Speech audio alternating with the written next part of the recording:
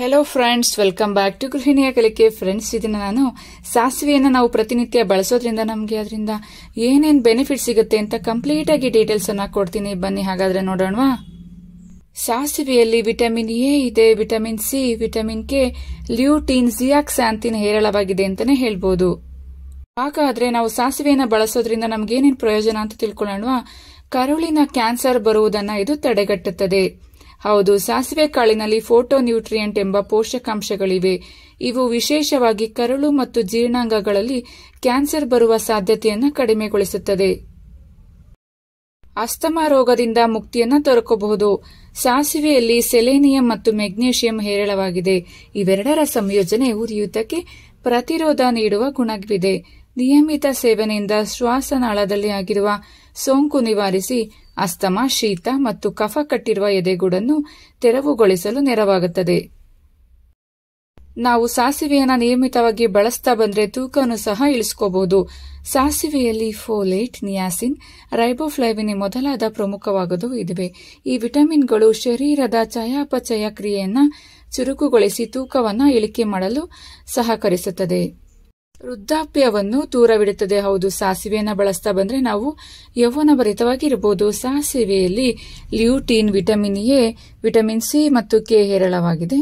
ಈ ಎಲ್ಲ ಪೋಷಕಾಂಶಗಳು ದೇಹದ ಸಮಗ್ರವಾದ ಬೆಳವಣಿಗೆಯಲ್ಲಿ ಸಹಕರಿಸಿ ಸವೆತವನ್ನು ಕಡಿಮೆಗೊಳಿಸುತ್ತದೆ.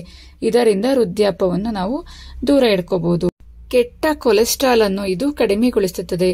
ಸಾಸಿವೆಯಲ್ಲಿ ನಿಯಾಸಿನ್ ಹೇರಳವಾಗಿದೆ. ಇದು ರಕ್ತನಾಳಗಳ ಒಳಗೆ ಕವಲೊಡೆದಿರುವಂತಹ ಅಥವಾ ತಿರುವಿರುವ ಭಾಗದಲ್ಲಿ ಅಂಟಿಕೊಂಡು ಕುಳಿತಿದ್ದ ಕೆಟ್ಟ ಕೊಲೆಸ್ಟ್ರಾಲ್ ಅನ್ನು ನಿವಾರಿಸಿ ರಕ್ತ ಸಂಚಾರ ಸುಗಮಗೊಳ್ಳಲು ನೆರವಾಗುತ್ತದೆ ಮತ್ತು ರಕ್ತದ ಅಧಿಕ ಒತ್ತಡವನ್ನು ಇದು ಕಡಿಮೆಗೊಳಿಸುತ್ತದೆ. ಹಾಗಾಗಿ ನಾವು ಪ್ರತಿನಿತ್ಯ ಸಾಸಿವೆಯನ್ನು ಬಳಸೋದಕ್ಕೆ ಸ್ಟಾರ್ಟ್ ಮಾಡ್ಕೋಬೇಕು.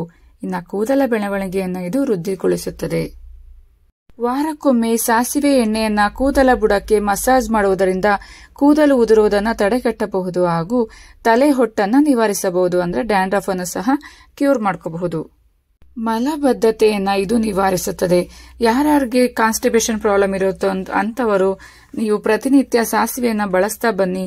ದಿನಕ್ಕೆ 2 ರಿಂದ 3 ಬಾರಿ ಸೇವಿಸೋದರಿಂದ, ಸಾಸಿವೆ ಎಣ್ಣೆಯನ್ನು ಸೇವಿಸೋದ್ರಿಂದ ಮಲಬದ್ಧತೆಯಿಂದ ದೂರ ಉಳ್ಕೋಬಹುದು.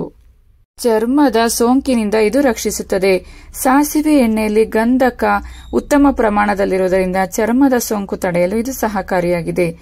ದೇಹದ ರೋಗ ನಿರೋಧಕ ಶಕ್ತಿಯನ್ನು ಸಹ ಇದು ಹೆಚ್ಚಿಸುತ್ತದೆ. ಒಂದು ಕಿವಿ ಮಾತು ಫ್ರೆಂಡ್ಸ್, ಅತಿಯಾದರೆ ಅಮೃತವೂ ಸಹ ವಿಷವೆಂಬಂತೆ ಸಾಸಿವೆಯಲ್ಲಿ ಇಷ್ಟೆಲ್ಲ ಉತ್ತಮ ಗುಣಗಳಿದ್ದರೂ ಪ್ರತಿದಿನ ಸೇವಿಸಬೇಕಾದ ಪ್ರಮಾಣ ಅತ್ಯಂತ ಕಡಿಮೆ ಇರಬೇಕು. ನಮಗೆ ಎಷ್ಟು ಅವಶ್ಯಕವಿದೆ ಅಷ್ಟು ಮಾತ್ರ ನಾವು ಬಳಸ್ತಾ ಬರಬೇಕು. ಒಂದು ವೇಳೆ ಹೆಚ್ಚಿನ ಪ್ರಮಾಣದಲ್ಲಿ ಸೇವಿಸಿದರೆ ಇದರಲ್ಲಿರುವ ಉತ್ತಮ ಗುಣಗಳು ನಮಗೆ ವಿರುದ್ಧ ಕೆಲಸವನ್ನು ಮಾಡೋದಕ್ಕೆ ಸ್ಟಾರ್ಟ್ ಮಾಡ್ಕೊಳ್ಳುತ್ತೆ. ಸೊ ನೋಡಿದ್ರಲ್ಲ ಫ್ರೆಂಡ್ಸ್, ನಾವು ಏನೇನು ಸೇವಿಸಿದ್ರು ಅದು ಮಿತಿಯಲ್ಲಿ ಇರಬೇಕು. ಇಷ್ಟು ಪ್ರಮಾಣ ಅಂತ ಇರುತ್ತೆ, ಅಷ್ಟು ಪ್ರಮಾಣದಲ್ಲಿ ಮಾತ್ರ ನಾವು ಸೇವಿಸಬೇಕು. ಆಗ ನಮಗೆ ಅಮೃತವೇ ಸಿಗುತ್ತೆ. ಇಲ್ಲ ಅಂದ್ರೆ ಅಮೃತವೂ ಸಹ ವಿಷವಾಗಿ ಪರಿವರ್ತನೆ ಆಗುತ್ತೆ. ಹೀಗೆ ನನ್ನ ಗೃಹಿಣಿಯ ಕಲಿಕೆ ಚಾನೆಲ್ ನೋಡ್ತಾ ಇರಿ ಫ್ರೆಂಡ್ಸ್. ಮತ್ತೊಂದು ವಿಶೇಷವಾದ ಮಾಹಿತಿ ಜೊತೆ ನಾನು ನಿಮ್ಮನ್ನ ಭೇಟಿ ಮಾಡ್ತೀನಿ. Thank you for watching. Thank you.